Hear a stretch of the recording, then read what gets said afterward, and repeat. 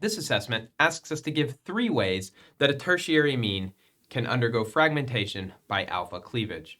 Recall that alpha cleavage is going to be the cleavage of a neighboring carbon-carbon bond. Being a tertiary amine, that's why there are 3 ways. Let's start by having cleavage at the methyl. We can come over here. That's going to give us the methyl radical, which will not be detected by the mass spectrometer, and this carbocation. A carbocation that can be stabilized by resonance, but we're not concerned with that for this problem. What we do care about is that the mass to charge ratio of this, or the atomic mass, is 114. So we would expect to see a peak in the mass spectrometer around 114, representing that alpha cleavage. Let's switch colors. We can also do cleavage at the ethyl. So cleavage could happen that way.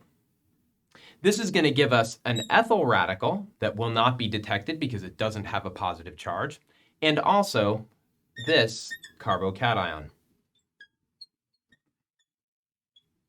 This carbocation has an atomic mass of 100, so we would expect to see a peak at 100 mass to charge ratio. The last one, and we'll switch to blue, is going to be the fragmentation of this long butyl chain, an arrow representing that. This will give us, once again, a radical that is not detected by the mass spectrometer, and this 4-carbon carbocation. This carbocation will have an atomic mass of 72, and so we would expect to see a peak at 72 mass to charge ratio.